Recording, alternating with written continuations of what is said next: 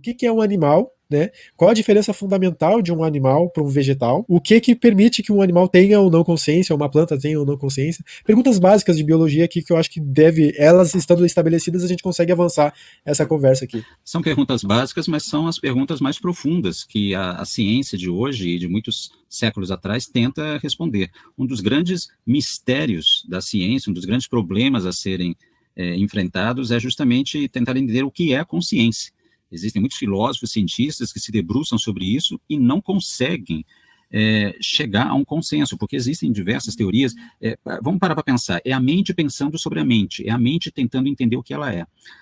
Seja o que for a mente, ela existe, ela está localizada, ela é resultado de uma série de fenômenos físico-químicos que estão concentrados em um órgão. Esse órgão é o chamado cérebro. Vamos colocar aqui, vamos considerar o sistema nervoso central.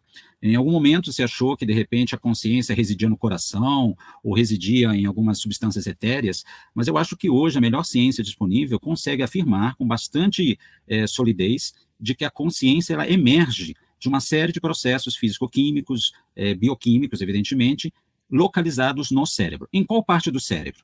Bom, sabe-se hoje que diferentes partes do cérebro, de uma maneira absolutamente compartilhadas, são responsáveis por isso. Algum tempo atrás se achava que o lobo direito frontal era responsável por uma determinada propriedade do comportamento humano e assim por diante, mas hoje essa teoria ela começa a se tornar frágil na medida em que você vê pessoas com danos em determinadas regiões, mas que elas conseguem suplantar, substituir uma determinada deficiência por causa de outras áreas que estão íntegras e intactas nesse cérebro danificado, que a gente chama de plasticidade neuronal. O cérebro ele tem essa capacidade de se reorganizar e tentar buscar formas de resolver problemas. Muito bem, se nós concordamos que a consciência ela emerge dentro dessa estrutura orgânica, anatômica, chamada cérebro, então nós precisamos olhar para o espectro de organismos vivos à nossa volta e fazer a seguinte pergunta: quais são os outros organismos que possuem estruturas anatômica, fisiológica, evolutivamente relacionadas ao sistema nervoso central do animal humano? E por que eu estou colocando aqui o animal humano como um ponto de referência? Não é porque ele é mais importante, é porque somos nós que estamos fazendo essa pergunta.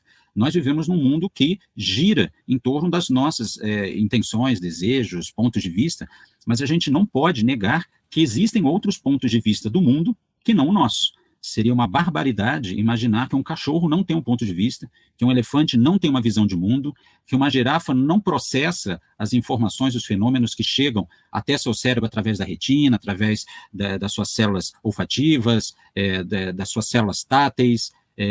Os organismos vivos, e não somente os animais, eles sentem o mundo e eles interpretam o mundo.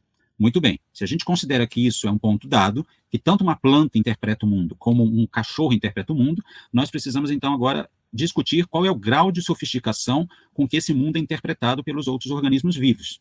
Ora, nós não podemos assumir algumas coisas na ausência de algumas estruturas. Por exemplo, se nós entendemos que o cérebro ele é responsável pela emergência do que nós chamamos de consciência, será que nós poderíamos assumir com alguma razoabilidade de que a consciência ela emerge de outra estrutura biológica evolutivamente não relacionada ao cérebro, como, por exemplo, de um galho de uma planta, de uma semente de um vegetal, de um aglomerado de fungos, de uma colônia bacteriana? Será que a consciência poderia emergir dessas estruturas?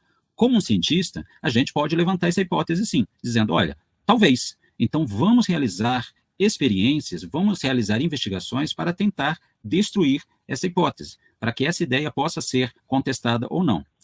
Até onde a gente pode averiguar, outros organismos que dispõem de um sistema nervoso central minimamente organizado, eles manifestam uma série de comportamentos, de indícios, que indicam que eles têm a capacidade de estados de consciência. É justamente porque a gente não sabe o que é consciência para valer que nós usamos esse termo, estados de consciência. Uma criança humana, ela tem estados de consciência seguramente diferentes de nós, que somos adultos, que somos letrados, que fomos educados.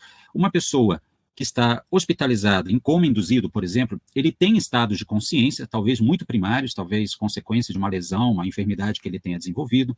Um cachorro tem estados de consciência, uma capivara tem estados de consciência. Eu acho que isso está para além da dúvida.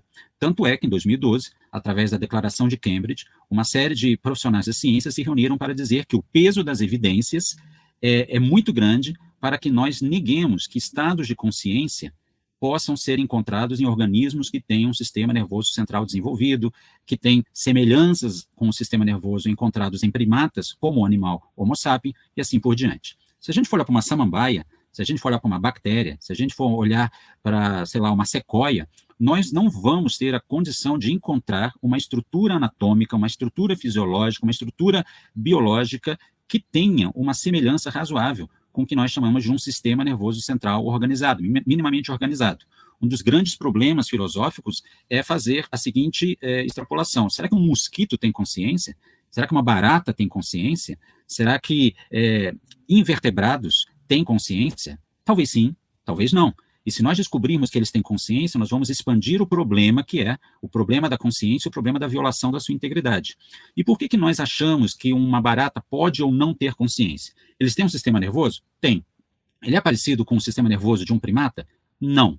Ele é organizado? É, mas ele é organizado de outra forma.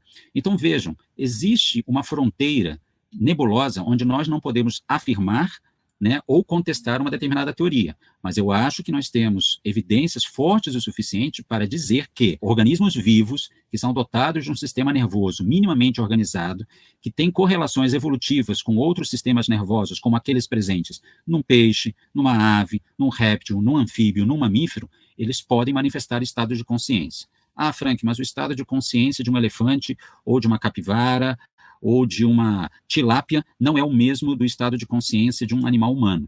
Provavelmente não, mas isso não quer dizer que ele seja menos importante ou menos sofisticado. Se a gente for parar para pensar num beija-flor, cujo cérebro tem a dimensão de uma ervilha, ou talvez menos do que isso, e se nós passarmos a considerar que aquele animal é dotado de uma série de habilidades impressionantes, como, por exemplo, o ato de voar, o ato de construir um ninho, o ato de buscar alimento, o ato de reconhecer um semelhante, o ato de reconhecer alguém que não é semelhante possa lhe oferecer perigo momentâneo, imediato. Por que nós não poderíamos achar que esse animal ele também é dotado de propriedades que nós manifestamos, como o da admiração, o da reflexão, o da manifestação de interesses, o da apresentação de uma linguagem? Os outros animais, eles têm inteligências sofisticadíssimas que não necessariamente sejam iguais às nossas, e isso é absolutamente aceitável, mas isso não quer dizer que sejam inferiores a nós. Nós costumamos usar a régua do animal humano como sendo a referência do pináculo, do suprassumo de alguma coisa, quando na verdade nós somos apenas mais um animal neste planeta. Nós demos a sorte ou o azar de não estarmos convivendo com outros hominídeos, com outros primatas humanos, o Homo neanderthalensis, o Homo erectus, os denisovanos. Vamos parar para pensar um pouquinho. Se eles não tivessem sido extintos, seja lá por que motivo for, como é que nós trataríamos um Homo neanderthalensis hoje? A gente submeteria à experimentação? Nós os reproduziríamos para usá-los como força de tração? Nós reconheceríamos no barulho que eles emitem algum tipo de linguagem, de sintaxe, de semântica? Então, o fato da gente não ter animais do nosso gênero, o gênero Homo, vivos hoje, nos chancela essa arrogância de acreditar que todos os outros organismos são inferiores, não são dotados das mesmas propriedades que nós temos, e pode ser que não sejam mesmo, mas isso não faz das propriedades que eles tenham propriedades inferiores. Nós usamos essa régua para assumir que nós temos superioridade sobre os outros organismos. Mas, ironicamente, nós justamente reconhecemos nesses outros animais uma série de coisas similares às nossas, e justamente por causa disso os exploramos para atender uma determinada vontade nossa. Por exemplo, aquela velha história, né? Vamos experimentar num rato, vamos esperar no camundongo, porque estudando eles a gente pode entender melhor o animal humano. Ué, mas por que a gente também não considera que aquele rato, que aquele camundongo, aquele porco, aquele cachorro possam também estar apavorados de estarem trancados num laboratório, de estarem sofrendo psiquicamente, de estarem trancados num brete, numa granja, de verem alguém com uma faca se dirigindo a eles? Qual é o grau de terror que esses animais vivem? Qual é o grau de dor psíquica que esses animais sentem, além da dor física? Né? Porque seria uma barbaridade negar que esses animais, esses organismos, são incapazes de sentir dor. Na verdade, a dor é um dos elementos evolutivos mais preservados dentro do universo vivo, pelo menos aquele universo vivo que tem um sistema nervoso complexo e centralizado. É a dor que faz com que aquele animal possa fugir do perigo, possa ter o medo e a dor, né? O medo e a dor são elementos muito importantes para que aquele organismo possa fugir do perigo, de uma ameaça, possa tentar ser bem-sucedido na transmissão dos seus genes, né, que é uma das teorias do qual é o sentido da vida, é transmitir os genes. Essa teoria já foi muito abordada por diversos biólogos, inclusive cientistas. O Richard Dawkins ficou célebre ao publicar o livro O Gene Egoísta, mostrando justamente que o objetivo é que a informação seja transmitida, e no caso a informação contida nos genes. Então o medo e a dor são elementos tão básicos, existentes em tantos organismos já há tantos milhões de anos, que se torna meio absurdo imaginar que uma capivara, ou um ancestral da capivara, ou um ancestral de um primata antigo, de um ancestral de um réptil hoje presente, ele não seja dotado dessa percepção de mundo. Plantas têm uma percepção de mundo? As plantas sentem o mundo, assim como um termômetro consegue se relacionar com a temperatura no meio ambiente. Mas uma coisa é ser sensível, outra coisa é ser senciente. A senciência é a capacidade de ter uma subjetividade, de ter uma percepção positiva ou negativa do mundo à sua volta e dos fenômenos que nela existem. Então, eu não posso achar que um termostato, pelo fato de se relacionar com o ambiente à sua volta e as variações de temperatura, ele possa desenvolver estados de consciência. E uma planta, até onde a melhor ciência hoje pode demonstrar, uma planta, um vegetal, é um organismo biológico que não pode, teoricamente, manifestar estados de consciência. E é absolutamente genuíno que as pessoas contestem isso, mas elas precisam apresentar evidências. A ciência é o ambiente da prova, é o ambiente da reprodutibilidade, é o ambiente da testagem, não é o ambiente da opinião, do achismo. Quem faz ciência pensando que, eu acho que é isso, ótimo, acho o que você quiser, mas então apresente evidências, reproduza aqueles experimentos, que haja uma constância naqueles resultados. Não adianta fazer um experimento uma vez, ele dá um resultado que atende à sua teoria, você não consegue reproduzir ele nunca mais.